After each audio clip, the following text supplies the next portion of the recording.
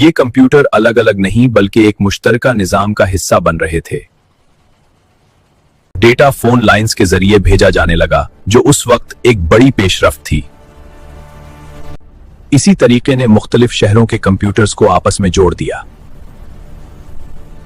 इब्तदा में सिर्फ 4 यूनिवर्सिटी कंप्यूटर इस नेटवर्क का हिस्सा थे। यह महदूद मगर मजबूत कनेक्शन मुस्तकबिल की बुनियाद बन गया। इस दौर में हर मशीन का दुरुस्त काम करना पूरे नेटवर्क के लिए जरूरी था। एक खराबी पूरे राब्ते को मुतासिर कर सकती थी। जैसे जैसे नेटवर्क बढ़ा, वैसे ही डिजिटल राब्ते की अहमियत वाज़ेह होती गई। यही सादा आगाज आगे चलकर आलमी इंटरनेट बना। नेटवर्क को दुरुस्त तरीके से चलाने के लिए एक वाज़ेह उसूल की जरूरत महसूस हुई। यही जरूरत टीसीपी और आईपी प्रोटोकॉल की बुनियाद बनी। टीसीपी ने डेटा को छोटे हिस्सों में तकसीम करने का तरीका दिया। हर हिस्सा अपनी शिनाख्त के साथ सफर के लिए तैयार होता था।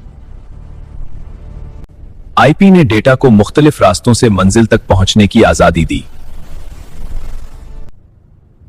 मंजिल पर पहुंचकर ये हिस्से दोबारा मुकम्मल बन जाते थे। टीसीपी इस बात को यकीनी बनाता था कि डेटा दुरुस्त हालत में पहुंचे। गलती की सूरत में डेटा दोबारा भेज दिया जाता था। 1983 में टीसीपी आईपी को अपनाने से इंटरनेट एक मजबूत निजाम बन गया। यही उसूल आज भी डिजिटल दुनिया को जोड़े हुए है। इंटरनेट मौजूद था मगर मालूमात तक रसाई अभी आसान नहीं थी। इसी कमी ने वर्ल्ड वाइड वेब का ख्याल जन्म दिया। 1989 में टिम बर्नर्स-ली ने वेब का बुनियादी तस्वुर पेश किया। यह एक सादा मगर इनकलाबी ख्याल था।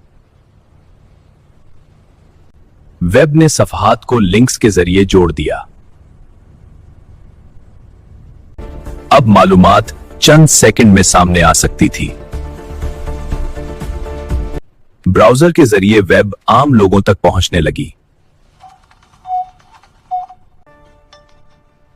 यह इंटरनेट के इस्तेमाल का नया दरवाजा था। वर्ल्ड वाइड वेब ने इंटरनेट को अवामी शक्ल दे दी। यही कदम डिजिटल दुनिया की बुनियाद बना।